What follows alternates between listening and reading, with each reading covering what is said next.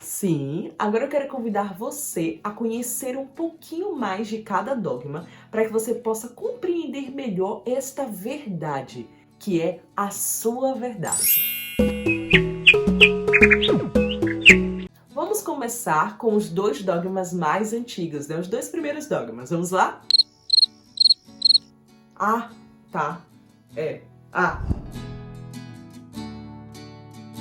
Maternidade divina. Significa que a Virgem Maria é mãe de Deus. Theotokos. Ano 431. Definido por um concílio, o Concílio de Éfeso. Contexto bíblico. Quanto a isso, tem uma clara base na Bíblia, né? Alguns exemplos. Quando o anjo está com a Virgem Maria e fala, neste será filho de Deus, né? Que o Espírito Santo a revestirá com sua sombra. Mostra então que esse filho da Virgem Maria não vem apenas com uma contribuição humana vindo dela, mas com a contribuição divina, filho de Deus. Outra questão, quando o anjo revela a José, né? Que diz que o filho de Maria será chamado Emanuel, o Deus conosco. É Deus conosco. Ainda posso pontuar quando Santa Isabel, né, olha para a Virgem Maria ali, cheia do Espírito Santo, e ela não reconhece mais a prima, diz que honra vinha a mim a mãe do meu Senhor. No Antigo Testamento, os judeus só aplicavam o termo Senhor para Deus. Contexto histórico. O contexto histórico está relacionado a uma heresia, a de Nestório, patriarca de Constantinopla em 428. Para ele, o termo mãe de Deus não se aplicava. Como uma humana poderia ser mãe de Deus? Até porque, para eles também, Jesus não era Deus. Jesus era homem, um homem excepcional por ter uma união profunda com Deus, mas não era Deus. Esta realidade feria uma verdade da igreja, né, definida por um dogma no Concílio de Nicéia, em 325, que afirma que o Logos, né, o Verbo de Deus, é consubstancial ao Pai, ou seja, que a segunda pessoa da Santíssima Trindade é Deus. Logo, dizer que a Virgem Maria é mãe de Jesus também se aplica a dizer que é mãe de Deus. Theotokos. Um bônus aqui para elucidar melhor esse mistério cristológico, né? Vamos lá. Existe uma diferença entre pessoa e natureza, né? Embora pareçam ser sinônimos, não é. Daí, se eu pergunto para uma mãe, né? Vamos lá, Luciana, a senhora é mãe de quem? É essa a pergunta, né? Eu não pergunto a senhora é mãe do quê? Eu pergunto de quem? Ela vai responder de Natália, Natasha, Natami. Tá. E se eu perguntasse a senhora é mãe do quê? Seria a natureza. E essa natureza seria humana. Então, perguntar de quem revela uma pessoa. Perguntar do que revela uma natureza.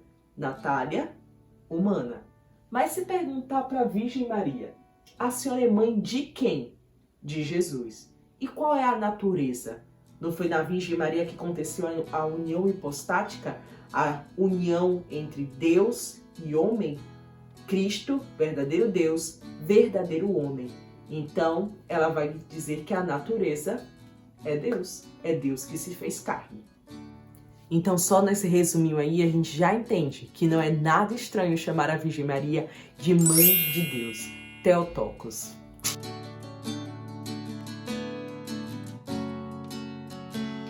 Virgindade perpétua. Significa que a Virgem Maria foi virgem antes, durante e depois do parto. Ano em 649. Definido também por concílio. O Concílio de Latrão, em 649, e depois foi confirmado no Concílio de Trento, em agosto de 1555. Contexto bíblico. Eis que a Virgem conceberá e dará à luz a um filho, e o chamará Emanuel. Gente, olha que interessante sobre isso nesse livro aqui, ó. Diz que as formas verbais de concebeu e deu à luz, nos textos originais, têm o valor de tempo perfeito e, por conseguinte, refere-se também à condição virginal persistente depois da concepção e do parto, como se dissesse que a virgem deu à luz, né, e concebeu, mas continua sendo virgem, como se esse deu à luz e o concebeu estivesse falando que já aconteceu, né, passado, mas a virgindade fosse um termo que está lá presente, como se ela permanecesse.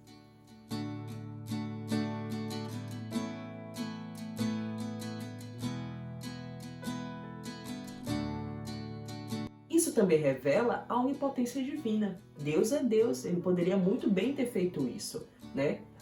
Mostra, por exemplo, Jesus na ressurreição. Ele entrou e saiu do templo, não era um fantasma, mas sem abrir portas, sem atravessar paredes. Então esse é o mesmo Deus que pode entrar e sair da Virgem Maria sem corromper, né, a sua integridade física. Para Deus, nada é impossível. Outra exegese, né, que a igreja estuda e interpretou, quando fala assim, porque este que nascerá, nascerá santo. A igreja entende que é sem perda de sangue. Né? Não foi um parto natural, gente. Uma imaculada, um filho de Deus, não foi um parto natural. Quanto ao contexto histórico, né, poderia trazer várias coisas, mas eu quero destacar uma. Antes disso, obviamente, que é uma resposta contra as heresias, contra os hereges daquele tempo, que acreditavam até que a Virgem Maria era virgem no anúncio, mas não acreditavam nisso durante, né, o parto e depois do parto. Mas o que eu quero destacar aqui é porque percebam que eu falei de 2 concílios. É porque o Concílio de Trento veio como resposta à Reforma Protestante. Então, se eles atacaram a questão da virgindade da Virgem Maria, eles confirmaram, a igreja confirma no Concílio de Trento.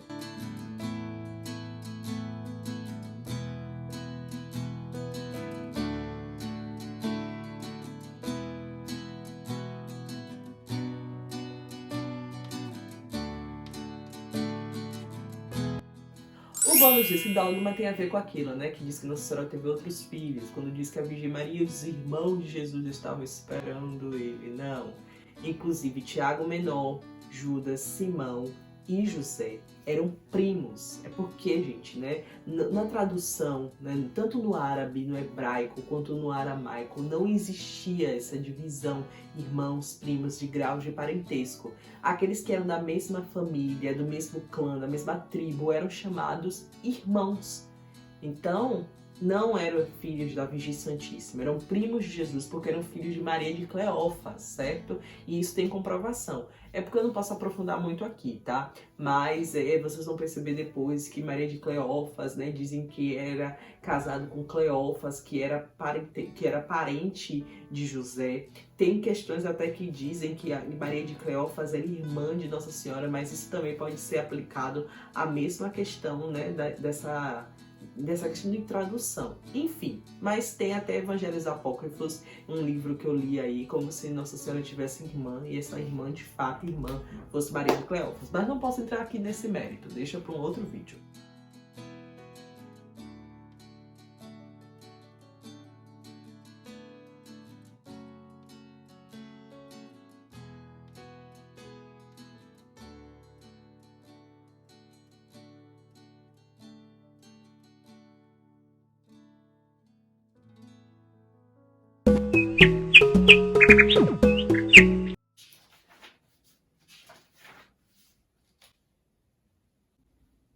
Dogma Imaculada Conceição.